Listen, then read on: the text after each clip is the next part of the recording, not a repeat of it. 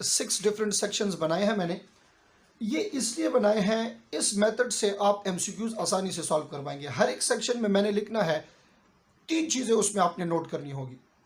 कहाँ पे प्रेशर किस चीज़ के ऊपर है, कौन सा वाल ओपन है कौन सा क्लोज है, कौन सा चैम्बर कंट्रैक्ट है या रिलैक्स है, और ब्लड कहाँ पे जा रहा है। ये 4 चीज़ें अगर आप इसमें सीख लें तो ये बहुत आसानी से आप इसके एमसीक्यूज सॉल्व कर पाएंगे। The first one is TP interval.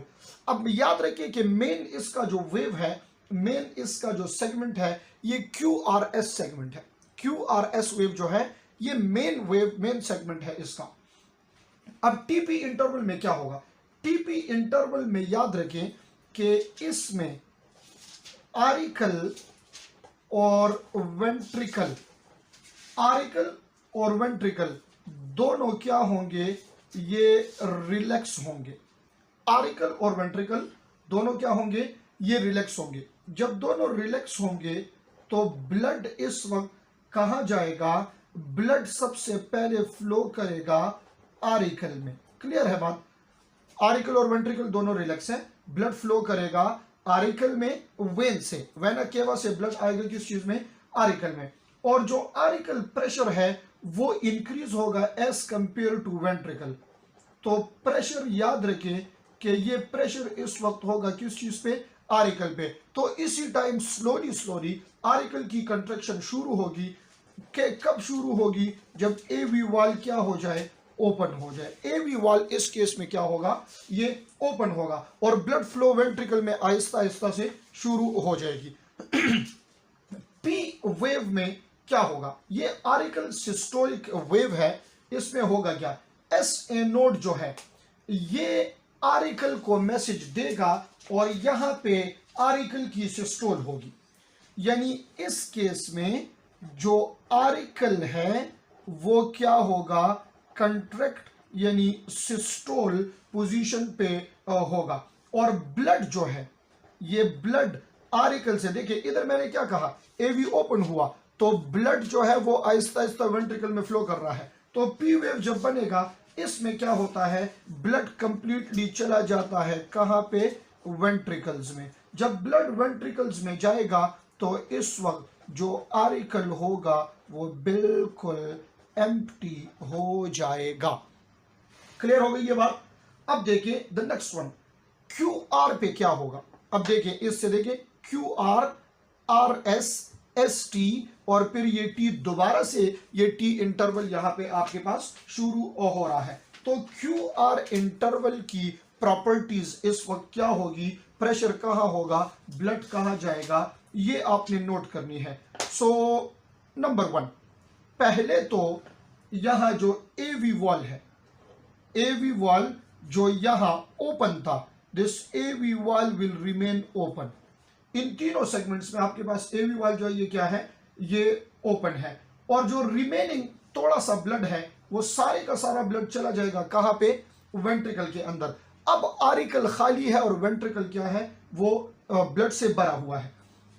तो इस वक्त इलेक्ट्रिकल इंपल्स, ये इलेक्ट्रिकल इंपल्स की सिचुएशन क्या होगी, impulse from S A to AV, impulse चला जाएगा एस ए से, एस ए नोड से एवी नोड के ऊपर। अब यहां पे सिग्नल जो है वो स्प्रेड होंगे थ्रू आउट द वेंट्रिकल। और मैंने आपको बताया था इससे पहले कि ये सिग्नल्स वेंट्रिकल में कहा, किस चीज के थ्रू डिस्ट्रीब्यूट होंगे, तो सिग्नल वेंट्रिकल्स में आ रहे हैं with the help through परकिंजी fibre. परकिंजी fibres जो है ये रिस्पॉन्सिबल है इसको डिस्ट्रीब्यूट करने के लिए। अब इसमें जो आपको आर नजर आ रहा है ना, आर, ये आर असल में किस चीज का है, आर पीक जो है ये एंड ऑफ वेंट्रिकल डायस्टोल है। वेंट्रिकल डायस्टोल यहां पे क्या हो जाएगा, एंड हो जाएगा। तो सिंपल है, जब वेंट्रिकल डायस्टोल एंड होगा तो इस डायस्टोल के बाद क्या शुरू होगा, सिस्टोल शुरू हो जाएगा। तो आर जो है ये वेंट्रिकल डायस्टोल का एंड है और इसके सिस्टोल का यानी कंट्रैक्शन का स्टार्ट है। क्लियर हो गई ये बात। अब आर इस इंटरवल में क्या होगा, इस वक्त जो प्रेशर है, ये प्रेशर इधर देखिए जरा, इधर जो प्रेशर था वो आरिकल पे ज्यादा था as compared to ventricle, but R S में क्या होगा, जो प्रेशर था अब वो प्रेशर डेवलप होगा किस चीज के ऊपर, वेंट्रिकल के ऊपर। यानी एज कंपेयर टू आरिकल इस वक्त वेंट्रिकल के ऊपर प्रेशर क्या होगा, ज्यादा होगा। तो जब वेंट्रिकल पे प्रेशर ज्यादा हो जाए तो एवी वॉल आपका हो जाएगा close. Point to be noted for MCQs, in case of TP interval, in case of TP interval pressure auricle पे ज्यादा है तो इसलिए एवी वॉल ओपन है, and in case of RS interval pressure ventricle पे आ गया है तो इसलिए एवी वॉल जो है वो क्या होगा, वो क्लोज होगा। जब एवी वॉल क्लोज हो जाए तो सिग्नल्स तो चूंकि जा रहे हैं आगे बंडल ब्रांचेस परकिंजी फाइबर की तरफ, तो इस वक्त एस एल वॉल जो है ये क्या हो जाएगा, ओपन हो जाएगा। ठीक है, बट याद रखिए ये एस एल इस वक्त कंप्लीट ओपन नहीं है, इसको आप सीखे जरा। इधर आप एस एल को ओपन मत लिखें, गौर से देखें, ये एस एल ओपनिंग में होता है बट ये प्रेशर, ये सिग्नल इतने नहीं होते कि एस एल को क्या करें, इसको ओपन करें। प्रेशर इतना नहीं है कि एस एल को ओपन करें। तो आप याद रखिए कि आर एस में एवी वॉल भी क्लोज हो गया है और एस एल वॉल भी अभी क्या है, ये क्लोज है। जब आप आते हैं एस टी सेगमेंट की तरफ तो इस वक्त प्रेशर जो है ये आयोर्टा पे आ जाता है, क्योंकि वेंट्रिकल क्लोज होता जाएगा ना। वेंट्रिकुलर डायस्टोल इधर शुरू हो गया है, वेंट्रिकुलर डायस्टोल वेंट्रिकुलर सिस्टोल शुरू हो गया है। वेंट्रिकल के सिस्टोल से ये प्रेशर ये आएगा किस चीज के ऊपर, आयोर्टा के ऊपर। प्रेशर किस चीज के ऊपर आ जाएगा, आयोर्टा के ऊपर। आयोर्टा पे प्रेशर आएगा तो एस एल वॉल क्या होगा, एस एल वॉल ये ओपन होगा और ब्लड की पोजीशन क्या होगी, ये ब्लड सारे का सारा आयोर्टा में चला जाता है और जो दूसरा वेंट्रिकल है उससे चला जाता है ये लंग्स की तरफ। इस वक्त चूंकि वेंट्रिकुलर सिस्टोल है तो वेंट्रिकल जब सिस्टोल में होगा तो आरिकल किस चीज में होगा, डायस्टोल में होगा ना। तो आरिकल रिलैक्सेशन से ब्लड आहिस्ता आहिस्ता आरिकल की तरफ आना शुरू हो जाएगा। टी वेव में आपका जो वेंट्रिकल है ये वेंट्रिकल हो जाएगा दोबारा से रिलैक्स और वेंट्रिकुलर प्रेशर जो है ये डिक्रीज होने लगेगा।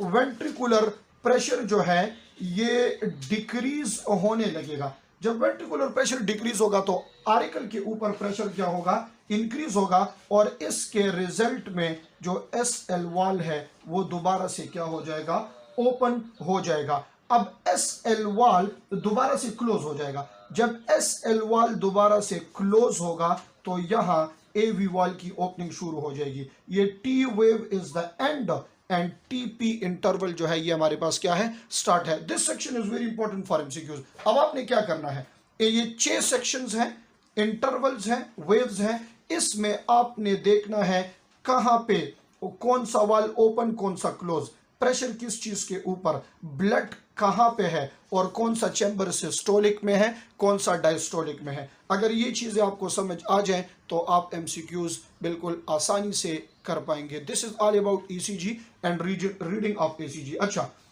एक जरूरी बात, इसके बाद आपका एक टॉपिक है ब्लड वेसल्स। वो ब्लड वेसल्स जो है वो तो सिर्फ उसमें वो कोई मैकेनिज्म उसमें नहीं है, रट्टे की चीज है, आपने उसको रट्टा करना है कि 3 है कि इसमें 2 है, कहाँ पे ऑक्सीजनेटेड